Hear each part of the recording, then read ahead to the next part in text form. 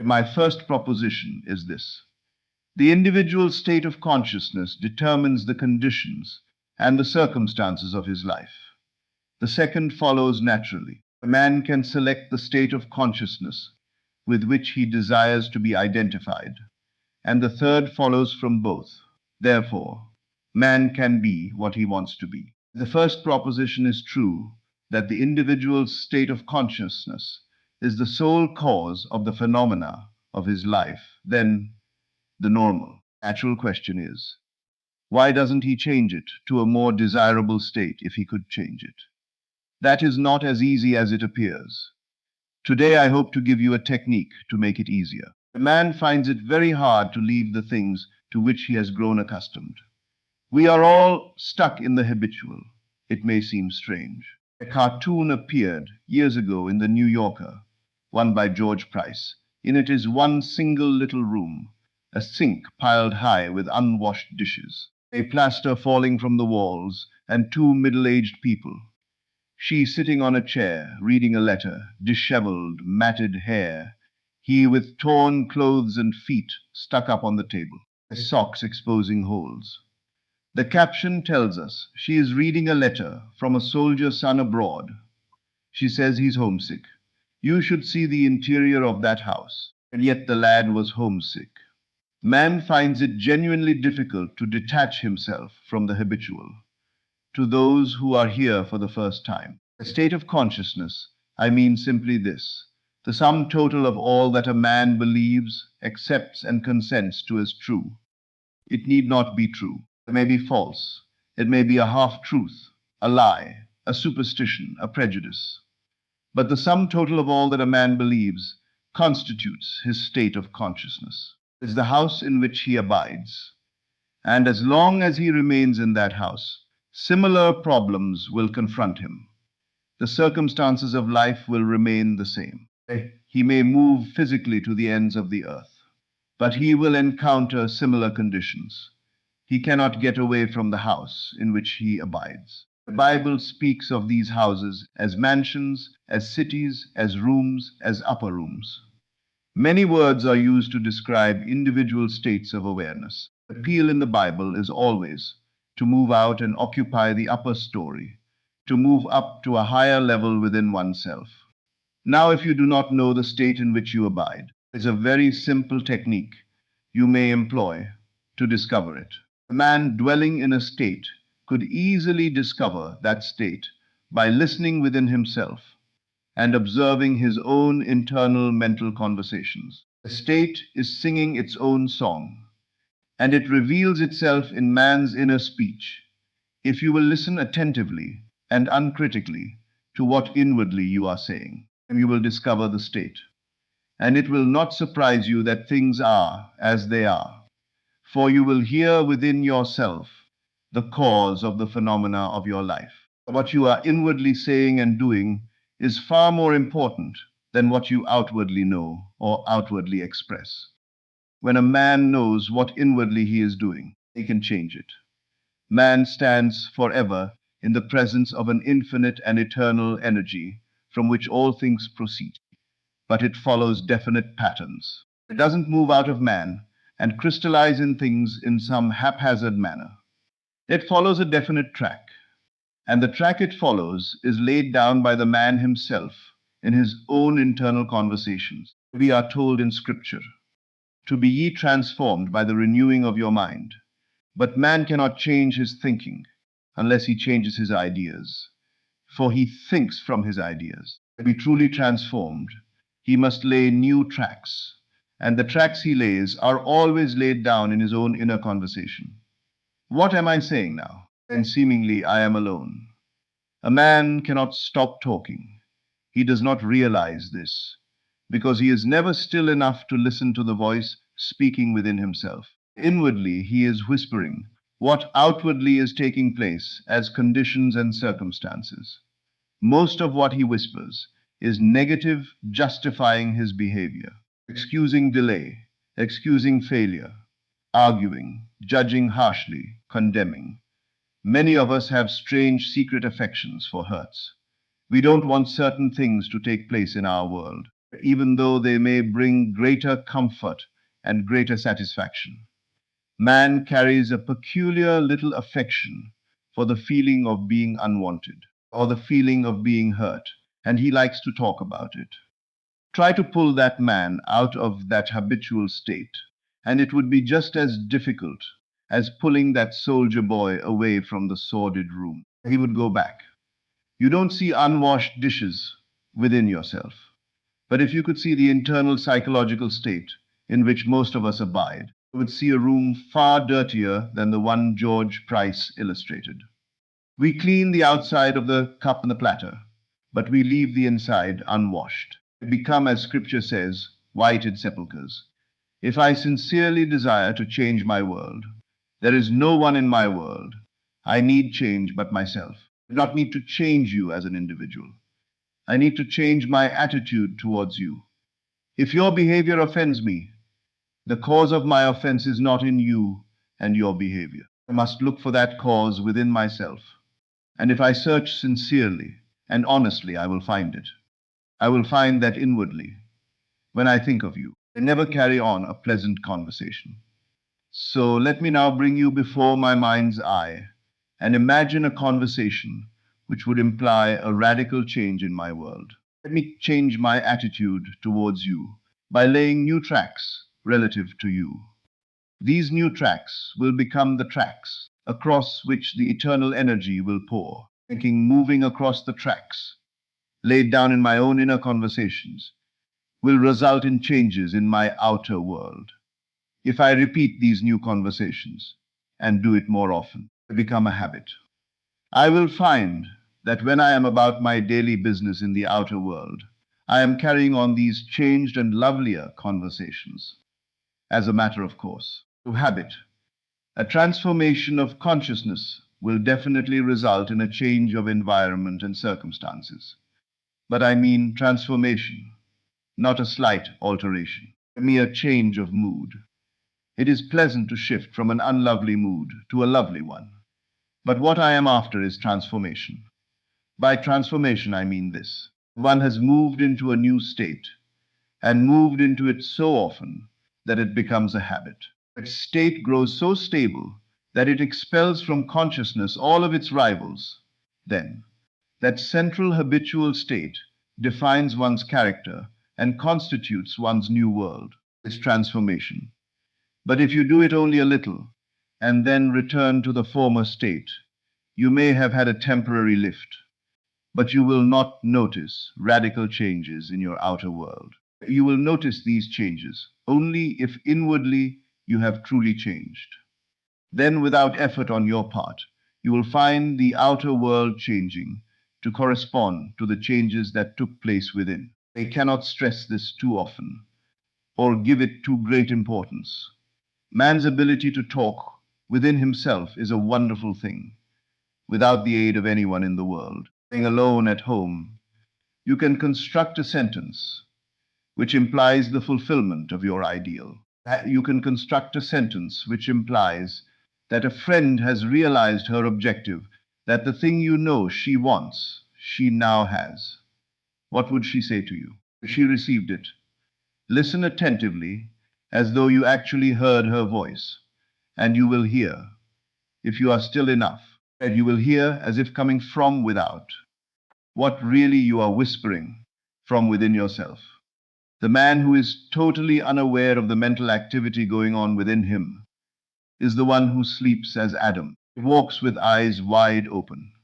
He may be wealthy, famous, important, but if he is unaware of the mental activity, which is the cause of the phenomena of his life, the man is sound asleep, and he is personified as Adam. He will read the Bible and take it as a literal story, that a woman was formed from Adam's rib and called Eve. When a man begins to awaken, he realizes that this symbolic Eve is but his own emanation, now called nature. Nature is his servant, and must fashion life about him, as he fashions it within himself. If he is asleep, he fashions it in confusion, but he fashions it anyway. He uses the very technique his father used to build a world. He uses speech. He uses inner talking. And that is how this whole vast world was brought into being. He begins to awaken. He awakens as one being only. He awakens as Christ Jesus. And the being personified in our Gospels as Christ Jesus is simply the awakened loving imagination, imaginative love. Only love guides. When that being begins to awaken, he no longer sees things in pure objectivity. He sees everything subjectively related to himself. He is incapable of meeting a stranger. He may meet someone for the first time. He knows it is not really a stranger, that the man had no power had not to enter his world, save he drew him from within himself. No man comes unto me, save I call him. No man takes away my life. I lay it down myself. You did not choose me. I have chosen you in that state. You become incapable of hurt, and you overcome all the violence you formerly expressed in the world when you were asleep. There is no condemnation for the sleeping man. He is dreaming confusion, because he does not know who he is. He begins to awaken by such techniques as we have brought you this morning. I appeal not to the passive mind that passively surrenders to appearances. Appeal to the Christ in you, which is the active, conscious use of your lovely imagination. When you sit down and predetermine what you want to hear, and you listen until you hear it, and you refuse to hear anything other than that, you are using the one power in the world that awakens a man. You are using your lovely imagination, which is Christ in you, the hope of glory. Let me share what happened this past week. A woman here had heard the story of revision. Her husband called her in desperation. He had sent off 600 feet of film to Acme, and they had returned it. Only the first 300 feet were good. The second 300 were duds, completely blank, not a thing on them. And they were up against a contract. That 600 feet of film had to be on a plane to Chicago in less than 12 hours. Her husband called. She put down the receiver and sat on the bed. In silence, she sat there until she heard within herself that same phone ringing, and across that wire the same voice. Now not an anxious voice, a tender, loving voice, her husband's, explaining that the whole thing had been resolved, that they had found what had seemed forever lost. She sat in that silence for 1 hour and 10 minutes, and then, while still in the silence, the phone rang. It was her husband calling to say that Acme had just called him. A mistake. They had found the missing 300 feet of film, and it was not blank. The whole thing was perfect. Now, the average person, not knowing the law of revision, even knowing it, but not applying it, would have accepted as final the evidence of the senses, would have gone into a stew, called Acme, and pulled every wire available to try to correct the situation. But she heard, and she acted upon what she heard. That is what I mean when I say that a little knowledge, without in action, is far more profitable than much knowledge neglected. Many of you have the same knowledge this woman has. She has been attending these lectures. She heard, and she acted. Did you last night allow the sun to descend upon your wrath? Did you sleep with any trouble unresolved? Did you truly go to bed, having resolved every vexation of the day, having rewritten the play so that each event conformed to the ideal you wished you had experienced? You did not? Then you heard, but you are not a doer. We are told in the Epistle of James, "Be doers of the word, and not mere hearers only." If you are a hearer and not a doer, you are like a man who sees his face in a glass, and turns and straightway forgets what manner of man he is. If you are a doer and not a forgetful hearer, you shall be blessed in the deed. She liberated herself by listening until she heard exactly what she wanted to hear. A man can change his state of consciousness, and therefore man can determine the conditions of his life. But the mere passage of time will not accomplish this. Time is only a facility for changes in experience. It cannot produce the change itself. Space gives us the facility for experience, and time for changes in experience. But themselves, they do nothing. We must operate the power. So go out and take what we have told you concerning inner speech. It is truly one of the greatest arts. Listen, and hear only what you want to hear. Take your imaginary hand and put it into the hand of a friend and congratulate him on his good fortune. If you want one to congratulate you, allow yourself to be congratulated. Hold the head high and accept the congratulation and make the contact real. When you accept it, imagine the friend fully conscious of the good that is already his, that is truly entering the kingdom of heaven. You enter the kingdom at every moment. On the streetcar, on the bus, amid all the noise of daily life, you can enter it. And bless a friend simply by imagining him beside you, putting your hand in his, and congratulating him on the good news you have heard concerning him. Listen as though he answers in kind. In that moment, you have actually blessed him. It may be 1,000 miles away, but from that moment, things begin to stir within his world. For you have brought about a change within the structure of his mind. Every modification of the structure of a man's mind must result in corresponding outer changes. Do not allow yourself to blame another. Do not allow yourself to justify failure. In doing so, you only betray your own lack of the use of this law. When you hear someone complaining of a third party, know that he is telling you of his own unwashed dishes, though he doesn't know it, imagining instead that the fault lies entirely with the one he is judging. We can aid him. Mind's eye, rewrite the script you heard. When you leave him, imagine you heard a lovelier conversation than the one you did hear. Just rewrite it for him, and in some strange way lift him up within yourself. For that is your test, as it is mine. We are not here to condemn. We are here to redeem. Christ's duty is to do the will of him that sent me, that of all that he has given me I should lose nothing, but shall raise it all up again. Raise it up by this, encountering someone found down. I raise him up within myself. I simply hear from him what I want to hear.